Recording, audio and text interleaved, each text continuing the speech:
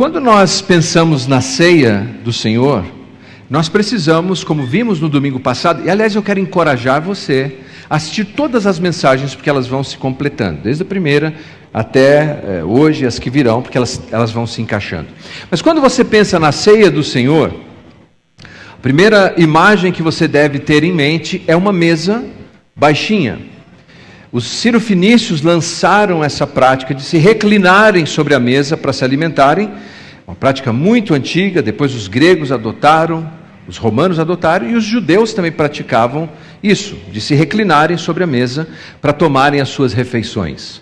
E como você se lembra, a ceia pascal foi instituída no livro de Êxodo, no capítulo 12. E alguns elementos muito simples, eu diria até rústicos, estavam presentes naquela ceia. Eles tinham ervas amargas. Temos ervas amargas? Temos. Posso? Eles tinham as ervas amargas. Eles tinham o pão ázimo, pão sem fermento. E eles tinham o mais importante da ceia, que alguém já disse ali, o cordeiro. O cordeiro era o mais importante. E veja você, não é que tem?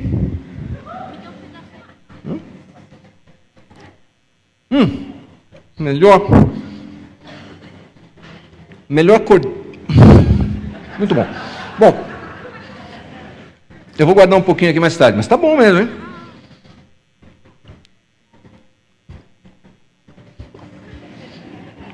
O cordeiro. Mas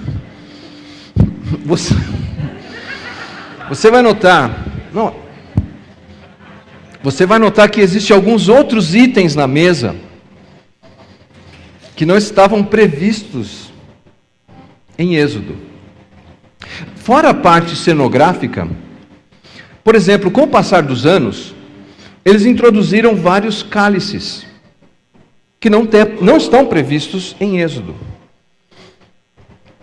Nós sabemos que pelo menos 4 cálices foram introduzidos na celebração da ceia pascal. E de onde veio a ideia de introduzir esses 4 cálices? Veio de uma escola de interpretação rabínica chamada Midráshica.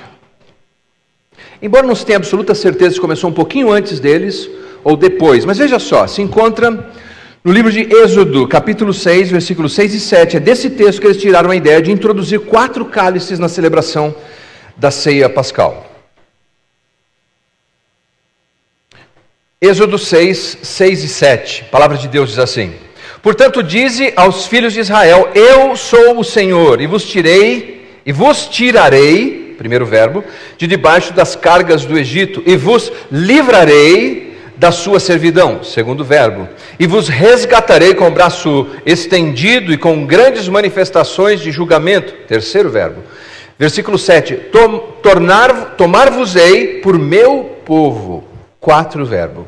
Então, baseado nesses 4 verbos, porque a interpretação midrástica significa buscar um sentido, e muitas vezes eles faziam isso, inclusive, alegorizando textos da Escritura Sagrada. Eles apanharam esses 4 verbos e colocaram, então, 4 cálices ao longo da história. E deram nomes a estes cálices posteriormente. O primeiro cálice era o cálice da santificação. O segundo era o cálice da declaração ou da narração, em que eles recontavam a história do Êxodo. O terceiro cálice de ação de graças. E o quarto cálice da redenção, ou Halel, quando cantavam salmos de louvor a Deus. Mais tarde, eles inseriram mais um cálice que ficou conhecido como o cálice de Elias. Esse ninguém tomava. Até hoje, muitas comunidades judaicas têm esse cálice.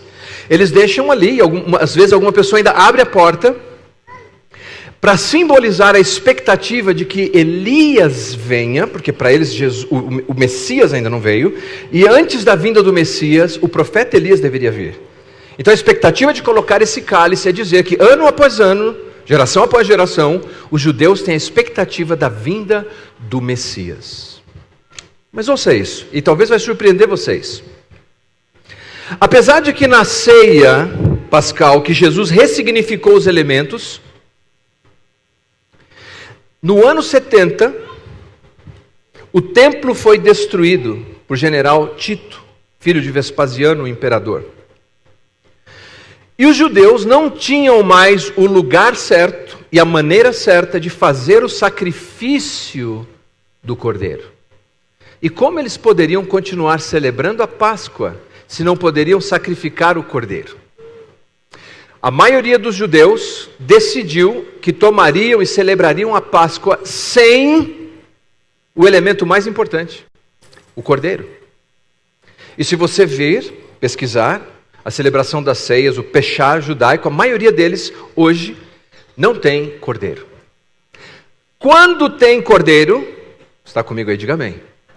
Quando tem o cordeiro não pode ser assado, ele deve ser cozido, pode ser grelhado, mas não assado.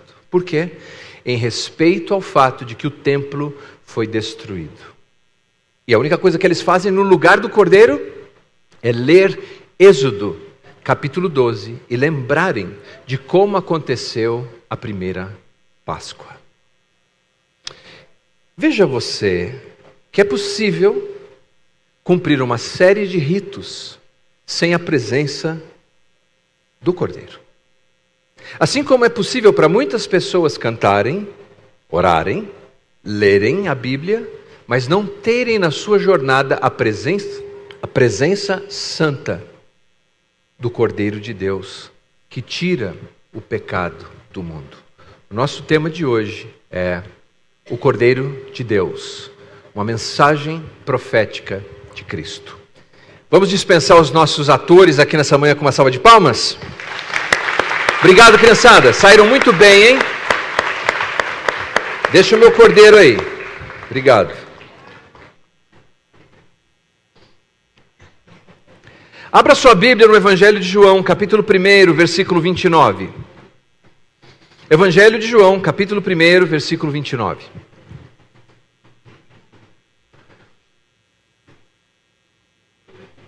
Se você encontrou, diga amém. Mateus, Marcos, Lucas, João, quarto evangelho. No dia seguinte, viu João a Jesus que vinha para ele e disse: Eis o Cordeiro de Deus que tira o pecado do mundo. Eu chamo a sua atenção que esse versículo tem um conector.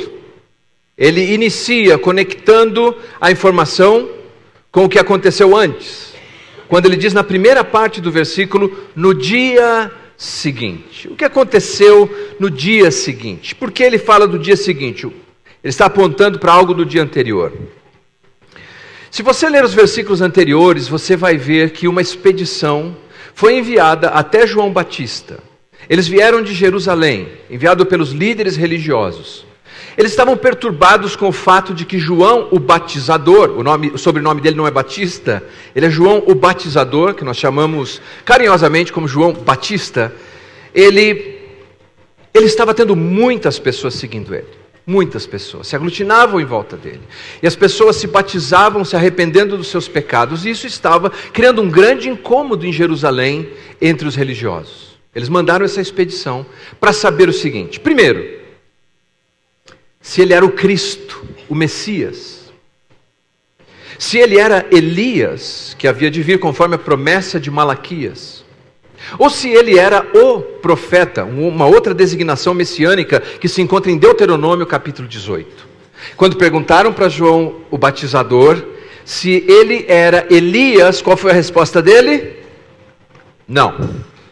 Quando perguntaram para ele se ele era o Cristo, o Messias, qual foi a resposta? Não. Quando perguntaram se ele era o profeta, não um profeta, porque ele era um profeta, mas não era o profeta, qual foi a resposta dele? Não. Então eles perguntam, se você não é o Cristo, se você não é o Messias, se você não é Elias, se você não é o profeta, por que você batiza? Então ele respondeu, porque depois de mim virá aquele que é mais poderoso que eu, porque eu batizo com água. Eu estou parafraseando. E ele é mais importante que eu ao ponto de que eu não sou digno, pense nisso. Nós estamos falando de João Batista, pregando no deserto, com milhares de pessoas seguindo ele agora. E ele diz assim: eu não sou digno de desatar as correias das sandálias dele. Veja como João Batista pensava em Jesus. Como ele olhava para Jesus com tamanha grandeza. E isso nos leva ao nosso texto que acabamos de ler. No dia seguinte, João viu Jesus que vinha ao seu encontro. E ele disse: olhem, olhem, vejam o Cordeiro de Deus que tira o pecado do mundo. Ao fazer essa afirmação inspirada, eis o Cordeiro de Deus que tira o pecado do mundo, João conecta todas as profecias e expectativas do Antigo Testamento. Ele mostra que Jesus é a substância daquilo que era apenas uma sombra, todos aqueles cordeiros. Ele mostra que Jesus é o antitípo, ele é a concretização objetiva de todas as esperanças que eles tinham. Olhem, vejam, o Cordeiro de Deus que tira o pecado do mundo. E ele nos apresenta 3 virtudes do Cordeiro de Deus, apenas nesse versículo. Veja só, primeiro, ele nos fala da competência do Cordeiro. Ele diz: eis o Cordeiro. Vejam o Cordeiro. João não disse que Jesus era um Cordeiro. Quando na Páscoa judaica eles iam celebrar, eles deveriam ir até um aprisco e escolher o Cordeiro, o melhor Cordeiro, aquele que não tivesse defeito, não tivesse mancha, aquele que tivesse, por assim dizer, toda a competência para cumprir o simbolismo das expectativas messiânicas judaicas, e mais do que isso, da ideia de redenção e de livramento. Não podia ser qualquer cordeiro, tinha que ser o Cordeiro. E ele diz: Jesus, ele é o Cordeiro. Jesus não é uma alternativa dentre várias alternativas para a nossa existência. Jesus é a alternativa para a nossa existência. E se errarmos essa, se não entendemos que ele é a resposta da ânsia mais profunda que nós temos, do perdão dos nossos pecados e do propósito da nossa existência, se não entendemos que Jesus é o Cordeiro, nós nos perderemos nessa jornada breve. No Evangelho de João é muito comum que o evangelista ele faça uso de metáforas para designar quem é Jesus. Nesse Evangelho, Jesus é apresentado como o pão da vida, a água da vida. Jesus é a porta do aprisco. Jesus é a videira verdadeira. E num sentido menos concreto, mas não menos importante, João nos diz que Jesus é o caminho, a verdade, a vida. Ao fazer essa ênfase de dizer Jesus é o Cordeiro, João está excluindo das nossas opções existenciais qualquer outra possibilidade para o perdão dos nossos pecados e para dar sentido à nossa vida. Jesus é a única resposta que pode nos satisfazer. E note o seguinte, no capítulo 1 de João, no versículo 18, o evangelista diz assim: ninguém jamais viu a Deus. O Deus unigênito que está no seio do Pai é quem o revelou. Ninguém jamais viu a Deus, isso é, ninguém jamais em toda a história do povo de Israel viu a Deus na sua totalidade, na sua inteireza. O Deus unigênito, uma referência a Jesus, foi quem o revelou, quem o interpretou, quem nos ajuda a entender quem é Deus. Mas essa palavra unigênito, na língua portuguesa, carrega a ideia, muito parecida à língua grega, de único gerado. Porém, no grego, essa palavra mono e genesis não significa apenas único gerado. Está comigo? Diga amém.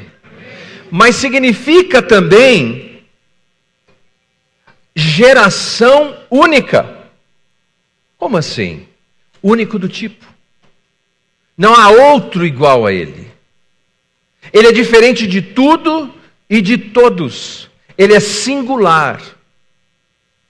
Ele é o único desse tipo. Não tem ninguém como Jesus, o Cordeiro, a porta, o pão, a água da vida, a videira verdadeira. Não há mais nada, nem ninguém como Jesus. E me parece que o evangelista quer usar a palavra nesse sentido, monogenes. Único do tipo, o singular. Por quê? Por causa das palavras de João Batista, que quando fala de Jesus, ele diz o quê? Depois de mim vem alguém que eu não sou digno nem de desatar as correias das sandálias dele. Ele é único, ele é singular. E por isso que quando você continua no capítulo 1 e vê a sequência do texto, Jesus aparece novamente num outro dia na sequência. E nesse outro dia, o que faz João ao vir Jesus novamente? Ele diz assim aos seus discípulos: eis o Cordeiro de Deus. Novamente ele diz a mesma coisa. E naquele momento, 2 dos seus discípulos deixam João o batizador e passam a seguir Jesus. Eles entenderam? João Batista é bom. João Batista é interessante. João Batista é relevante. Estar com João é legal. Mas o que nós precisamos mesmo é de Jesus. Todos nós temos sonhos na vida e esses sonhos são bons. Todos nós temos desejos na vida e muitos, nem todos, mas muitos dos nossos desejos são bons. Temos várias ambições na vida e várias dessas ambições são boas. Mas a mais importante e a melhor de todas elas é fazer o que fizeram os discípulos de João Batista. É seguir a Jesus. Tem uma cantora, parece que ela é bem famosa, eu não conhecia, eu fui apresentado a ela pela minha filha Melina. O nome dela é Gabriela Rocha. Alguém conhece? Levanta a mão. Eu sou um desinformado mesmo. Gabriela Rocha tem uma canção que fala sobre o nome de Jesus. E diz assim: existe um nome que está acima de todo nome. Jesus. Jesus. E esse outro grupo eu conheço bem. É uma banda famosa dos anos 90. Chama Petra. Alguém conhece? 4, 5, ok, ótimo, muito bem. Eles falam também de Jesus, da singularidade de Jesus. Na sua canção, e uma tradução livre da canção, seria anseio. Todos nós temos um anseio. Todos nós buscamos algo na vida. A letra da canção diz assim: em cada coração há um anseio, em cada alma um grito desesperado para saber se a vida tem algo verdadeiro em significado, ou se simplesmente vivemos e morremos. Prazeres e posses terrenos deixam o espírito abatido e sem paz. Em cada coração há um anseio, e este anseio apenas Jesus satisfaz. Qual é o seu? Qual é o seu anseio? Porque se o nosso anseio, se esse vácuo da alma não for preenchido com a peça correta, nós passaremos a buscar desesperadamente uma maneira de suprir esse vácuo de dentro do nosso coração, a dor dos nossos relacionamentos, a frustração da nossa carreira. Mas se encontrarmos o Cordeiro de Deus, a vida passa a fazer sentido. Mas segundo, nesse versículo, eis o Cordeiro de Deus que tira o pecado do mundo. Vejam o Cordeiro de Deus que tira o pecado do mundo.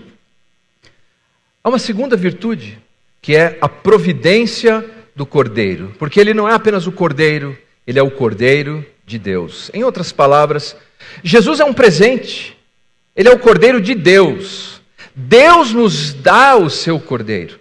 para garantir o perdão dos nossos pecados, para ser o nosso substituto na cruz do Calvário, para oferecer a sua vida pela nossa vida. Ele é um presente que Deus nos dá. Me faz lembrar de João 3,16, que diz... Vamos fazer como ensaiamos outro dia. Me faz lembrar de João 3,16, que diz...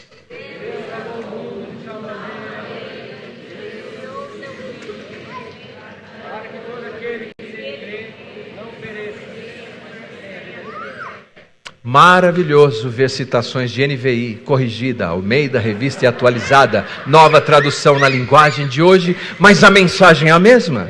Deus amou o mundo de tal maneira que deu o seu único filho, o seu filho unigênito, para que todo aquele que nele crê não pereça, mas tenha a vida eterna. Jesus é um presente de Deus para as nossas vidas. E como os discípulos viram isso? Quando estudamos o Evangelho, o quarto Evangelho, nós vemos que os discípulos foram aprendendo isso na caminhada com Cristo, quando eles estavam num casamento, e acabou o vinho, houve escassez, a providência de Deus naquele casamento era Jesus. Quando o filho de um oficial estava doente, alguns dizem que o filho era um servo, essa é uma outra discussão, mas ele estava doente, havia escassez de saúde, quem era a provisão? Era Jesus. Quando um cego de nascença, desesperado para poder ver pela primeira vez a beleza da vida, porque ele tinha escassez de visão, quem era a provisão de Deus? Era Jesus. Quando uma multidão se acotovelada, pelo menos 20 mil pessoas nós podemos calcular entre homens, mulheres e crianças, e havia escassez de pão, quem era a providência de Deus? Jesus. Quando os discípulos estavam assustados numa tempestade, sem saber o que fazer, porque o vento era contrário, quem veio caminhando sobre a água e era a providência de Deus para a vida deles? Jesus. E os discípulos entenderam isso de tal maneira, que Jesus é o grande presente de Deus para a humanidade, que quando foram perseguidos, presos, castigados, ameaçados, eles estavam dispostos a sofrerem o martírio do que abrirem mão de Jesus. Sabe qual eu acho que é o nosso problema hoje? Eu acho que o nosso problema hoje é que nós não entendemos que não tem outra alternativa, é o Cordeiro. E o Cordeiro é o grande presente de Deus para a nossa existência breve. Ele é a grande provisão de Deus, ele é a maior providência de Deus, ele é a melhor providência de Deus. Mas, algumas vezes nós estamos dispostos a trocar Jesus, a providência de Deus, por coisas que não trazem satisfação para a nossa vida. Por aquilo que só aumenta a dor, a angústia, a frustração e o vazio. C.S. Lewis disse algo interessante no seu livro O Peso da Glória. Ele diz assim: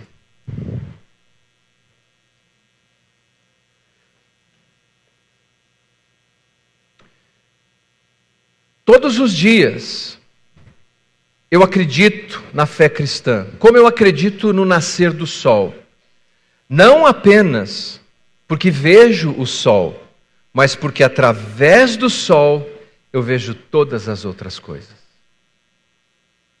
Quando nós entendemos que Jesus é o grande presente da nossa vida, quando nós o recebemos como quem recebe a luz do sol, nós passamos a interpretar a vida de uma maneira totalmente diferente. Lembram da história que se encontra no livro de Gênesis? Quando nós nos deparamos com um homem chamado Abrão. E no capítulo 22, Deus diz a esse homem que o seu filho, que tinha nascido por uma providência divina, por um milagre, Isaac, deveria ser sacrificado no Monte Moriá. Lembram dessa história? E ele sobe o monte, o menino vai acompanhando, talvez já era um adolescente ou um pré-adolescente, e quando eles chegam no lugar do sacrifício, o menino diz assim: pai, eu estou vendo a lenha, eu estou vendo o fogo, mas onde está o cordeiro? E Abrão diz assim: Deus proverá para si o cordeiro. As razões por que Deus fez esse pedido a Abrão de sacrificar o próprio filho elas são debatidas, mas nós podemos ver algumas coisas para revelar o coração de Abrão, de que ele não idolatrava o seu filho, que ele estava alinhado com Deus e disposto a obedecer a Deus numa situação extrema e ao mesmo tempo expressar a sua fé. Abrão é o pai da fé. Hebreus nos diz que ele tinha tamanha convicção, tamanha confiança em Deus, que ele estava disposto a sacrificar o filho, porque Deus poderia levantar o filho dele de volta dentre os mortos. Que fé! Mas há uma razão também sociocultural. Lá na terra de Canaã, os povos ao redor, eles praticavam sacrifícios humanos, matavam as pessoas no altar, os filhos no altar. E Deus, ao pedir que Abrão levasse o seu filho, e dispensando Abrão de fazer, ele dizia, não faz isso. E Deus providenciando o sacrifício, ele criou um padrão para todo Israel. Deus não aceitaria que eles sacrificassem os seus próprios filhos no altar de Deus. Abrão disse, Deus proverá para si o cordeiro. E em Jesus, nós vemos esse grande presente. Eu não sei o que você tem vivido ou o que você tem buscado na vida. Eu não sei quais são as suas ansiedades e inseguranças. Todos temos. Todos temos. O barco balança para todo mundo, em uma área ou outra área. Mas eu posso dizer com toda certeza, a sua maior necessidade é Jesus. E o maior presente que Deus tem para você é Jesus. Confie nele, agarre-se a ele, clame a ele. E não troque Jesus por qualquer atração desse mundo. E terceiro e finalmente nessa passagem, nós temos uma outra virtude que nos é apresentada, que é a suficiência do Cordeiro. O texto diz, tira o pecado do mundo. Você se lembra que na história da Páscoa funcionava assim. Você tem um cordeiro, o cordeiro era sacrificado, e uma família, se fosse uma família grande, podia comer aquele cordeiro sozinho. Se fosse uma família pequena, ela convidava os seus amigos e tinha uma festa comunitária em torno da mesa daquele cordeiro. E somado todos os cordeiros, então o primeiro cordeiro era para a purificação redentiva daquela família. Tudo bem? Daquela família, daqueles vizinhos. Somado todos os cordeiros que eram sacrificados por todas as famílias, por todos os clãs, toda a comunidade, então aquilo seria suficiente para toda a nação de Israel. Mas veja como é o Cordeiro de Deus. O Cordeiro de Deus não tira só o pecado de uma família aqui, de uma família ali. Não é suficiente apenas para uma nação, para a nação de Israel. O Cordeiro de Deus é suficiente, porque ele tira o pecado do mundo. Todos os homens, em todos os lugares, em todos os tempos, antes de nós e depois de nós, o Cordeiro de Deus tira o pecado do mundo. Isso não quer dizer que exista uma forma de universalismo. Isso significa que há suficiência em Cristo para todos. Mas para desfrutar dessa suficiência, você precisa crer. Você precisa aceitar essa oferta. Você precisa agarrar-se a essa oferta que Deus oferece. Na eficácia do que Cristo fez ainda, nós vemos que ele extrapola todos os outros cordeiros, porque eles tinham que, ano após ano, quando você pega o sistema sacrificial levítico, e só para eu ter certeza que você está aqui, diga amém. O sistema sacrificial levítico, eles sacrificavam virtualmente todos os dias. E na Páscoa e no dia da expiação, que eram datas especiais, o autor aos Hebreus diz assim que nenhum daqueles cordeiros tinha a capacidade de fato perdoar pecados. Ele apenas simbolizava a possibilidade disso, e mais ainda, como ele não conseguia perdoar pecados, aqueles cordeiros que eram imolados, eles lembravam as pessoas que elas eram pecadoras. Porque eles faziam algo que não resolvia definitivamente o problema deles. Mas e Jesus? Jesus se entregou uma vez, um sacrifício, e esse sacrifício de Cristo é definitivo. Aleluia. Eu gostaria de encerrar essa nossa conversa, colocando em perspectiva como o Cordeiro de Deus, na sua competência, na sua providência e nessa sua eficácia extraordinária, na sua suficiência, é visto escatologicamente, no futuro, pelo apóstolo João. No capítulo 5 de Apocalipse, João está no céu. Capítulo 4, ele é convidado para subir ao céu. E eu quero deixar claro, eu não sou um especialista no livro do Apocalipse. Minha esposa Julie é, e quem faz curso com ela sabe disso. Mas eu tenho os meus atrevimentos aqui. Apocalipse capítulo 5 é um texto maravilhoso. João está no céu e ele vai contemplar uma realidade celestial ali. Eu vou ser breve, não vou fazer exposição do texto, apenas uma breve consideração. Mas ouça por favor, com muita atenção. João falando: então, vi na mão direita daquele que está sentado no trono um livro em forma de rolo, escrito de ambos os lados e selados com 7 selos. Vi um anjo poderoso proclamando em alta voz: quem é digno de romper os selos e abrir o livro? Mas não havia ninguém, nem no céu, nem na terra, nem debaixo da terra, que podia abrir o livro ou sequer olhar para ele. Eu chorava muito, porque não se encontrou ninguém que fosse digno de abrir o livro e olhar para ele. Então, um dos anciãos me disse: não chore. Eis que o leão da tribo de Judá, a raiz de Davi, venceu para abrir o livro e os seus 7 selos. Então, vi o cordeiro, que parecia estar morto, de pé, no centro do trono, cercado pelos 4 seres viventes e pelos anciãos. Ele tinha 7 chifres, 7 olhos, que são os 7 Espíritos de Deus enviados sobre toda a terra. Ele se aproximou, ele recebeu o livro da mão direita daquele que estava sentado no trono. Ao recebê-lo, os 4 seres viventes, os 24 anciãos prostraram-se diante do Cordeiro. Cada um deles tinha uma harpa e taça de ouro cheias de incenso, que são as orações dos santos. E eles cantavam um cântico novo: tu és digno de receber o livro, de abrir os selos, pois foste morto e com teu sangue compraste para Deus homens de toda tribo, língua, povo e nação. Tu os constituíste por reino e sacerdotes para o nosso Deus. Eles reinarão sobre a terra. Então olhei e ouvi a voz de muitos anjos, milhares de milhares, milhões de milhões. Eles rodeavam o trono, bem como os seres viventes e os anciãos, e cantavam em alta voz: digno é o Cordeiro que foi morto de receber poder, riqueza, força, honra, glória e louvor. E depois ouvi todas as criaturas existentes no céu, na terra, debaixo da terra, no mar, tudo que neles há, e que diziam: aquele que está sentado no trono, ao Cordeiro, seja o louvor, a honra, a glória, o poder para todo sempre. Amém.